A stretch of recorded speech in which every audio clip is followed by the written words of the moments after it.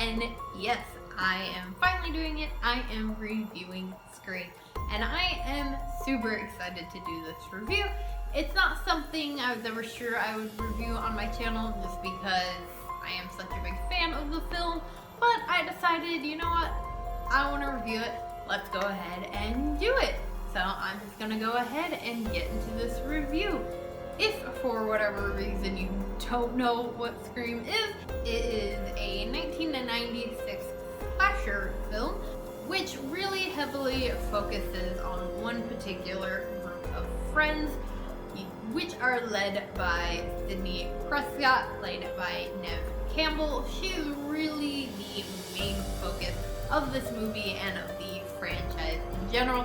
For this particular one, we're just going to be talking about the first film, and the events of Scream take place 1 year after the murder of Sidney's mother, who is believed to have been killed by Cotton Weary.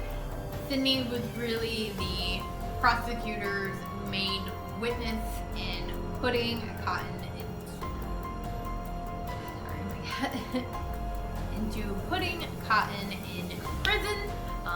She kind of put him at the scene of the crime, but with all of the events that are now kind of happening, she starts to question that a little bit. So not only is Sidney dealing with currently trying to survive a killer, she is also having to deal with it being the anniversary of her mother's death and all of those kind of feelings coming back and all of this kind of reminding her of that. And Scream came out at a pretty important time for horror. One thing you will see in just about any Scream review is people talking about how Scream really revived the horror genre and slashers in general. More than anything, Scream is credited with reviving not only just the slasher movie, but the horror genre. So the original Scream, coming out in 1996, was actually a pretty landmark movie for slashers. You know, this is a movie that came out in a time when slashers especially, but even, you know, the entire genre of horror to a degree, was in a little bit of a stale section as far as creativity. And Scream is really a landmark slasher film. Now, Scream came out in 1996, and I say for almost a decade before that, the horror genre was pretty much dead, especially the slasher genre. As mentioned, we had the big main three, Freddy, Michael, and Jason, which did really well throughout the kind of 80s and into the 90s, but then started to fall a little flat with the sequels. There were so many sequels to those franchises being pumped out, and people were just kind of done with it. And unfortunately, horror and particularly slashers was really dying off, especially in mainstream. Fans were really needing something new, and that is what Scream brought. This movie was directed by Wes Craven, who almost backed out, who almost didn't direct it. But luckily for us and for him, he did. And so now we have this fantastic film. And while Scream didn't do super great at the box office at first, through word of mouth and people talking about how great the film did, it ended up in the end doing really well and really becoming a staple for horror. And while Scream is a film that I feel like can be enjoyed by horror and non-horror fans alike, I feel like even if you aren't obsessed with horror, it's still something that you can enjoy. It is definitely a film for horror fans. There are so many references to different horror throughout this film. Halloween. You know, the one with the guy in the white mask who walks around and stalks babysitters. Nightmare on Elm Street. Is that the one where the guy had knives for fingers? Yeah, Freddy Krueger. As you can see, It's definitely a film and franchise that the more you know about horror, the more enjoyable the film can be for you. Now, I do think that Scream sometimes can be a little bit underappreciated in the horror fandom. I think there are, unfortunately, a lot of people that don't give this film the credit it deserves for revamping horror and slasher.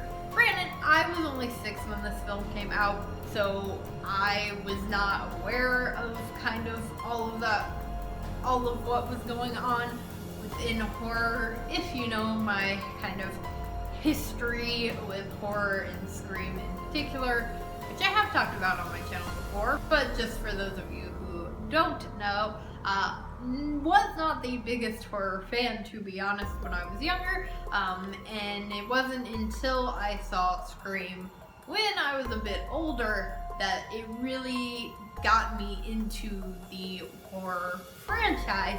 I kind of marathoned through all 4 films.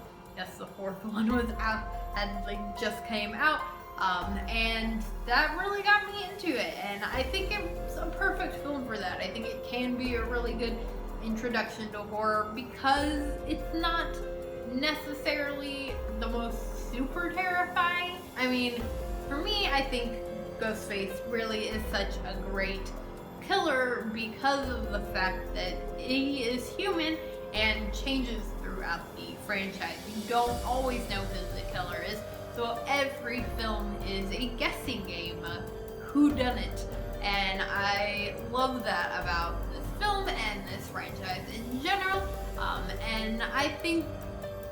And I do think having a human killer can definitely add a scarier aspect to it. But I will admit that it is not the most terrifying franchise. But I think as a horror fan, it's still very much enjoyable because of all of those references and those little nuggets and the way it kind of, you know, it's meta or whatever. How meta can you get? How whata can you get? I don't know, I heard him say it. And the way it kind of turns some of those horror cliches around. I mean, you have one of the greatest opening scenes in a horror film, I think, ever with Scream, and I think there's a lot of people out there that would also agree with me on that, that you have this opening scene where you have Drew Barrymore, who was quite big at the time of Scream coming out. You know, she was on the cover, she was on the posters, she was kind of made almost to feel like the final girl of this franchise, and she's the first kill, and that is so fantastic. And then you have Sydney, who is kind of your stereotypical final girl up until the end, where she, of course, loses her virginity, which should, in the horror world, automatically cut her out of any potential of being a final girl. She should be killed off. I mean, they even referenced that. But Scream turned that, and it was kind of the first film really to say, like, no, that's not how it has to be. And I absolutely love that. It also takes twists and turns as far as who they're pointing the finger at. I mean, you have these 2 killers who seem very obvious throughout the film, and there are people that'll say that they knew it all along. I don't know, but they really are creepy throughout this film. They really do give off this killer vibe, but then you have these pivotal moments throughout the film that change it so they're no longer pointing the finger at Billy or Stu. You know, you have Tatum who's saying, oh, well, you know, it couldn't have been Stu because he was with me that night. And then you have Billy getting himself arrested, and I think that whole entire scene was done on purpose. Was Billy and Stu doing that on purpose? I think that they purposely went out of the way to get Billy arrested so that he could then be, because they knew there wouldn't be any evidence pointing at him, he would then no longer be a suspect. And that in itself is genius, and there's just so many moments like that throughout this film. And I think you just in general have a really great cast of people. There's not a heavy amount of super well-known names as far as kind of this main leading cast of teenagers, but they're still, you know, somewhat known for some of the things that they had been in. And then you do have kind of those bigger names, like I mentioned. You have Drew Barrymore, you have Courtney Cox, who was also doing Friends at the same time, and that was really big. So you have some of those people in there, but you also have a good level of cast of not too many famous faces, which is really what kind of you look for in horror. Is a majority of your cast is gonna be unknowns, and so I think, again, Scream did a really good way of kind of leveling that out. Is it a perfect film and perfect franchise? No. There are, you know, downsides like there are to any, you know, we'll get into the other films throughout the franchise, but just like with any franchise, unfortunately, it did kind of stretch itself out a little too much, and kind of became what it was almost, I wouldn't say mocking, but kind of playing at, I guess. It's just unfortunate for some of those later films, but as far as this first film goes, really is just a great, fantastic horror film. So let me know what you guys think about Scream in the comments below. If you did enjoy this review, please do give it a big old thumbs up, and make sure you hit that subscribe button for more horror related content. Ring that little bell so you'll be notified when I release the rest of the films for the series.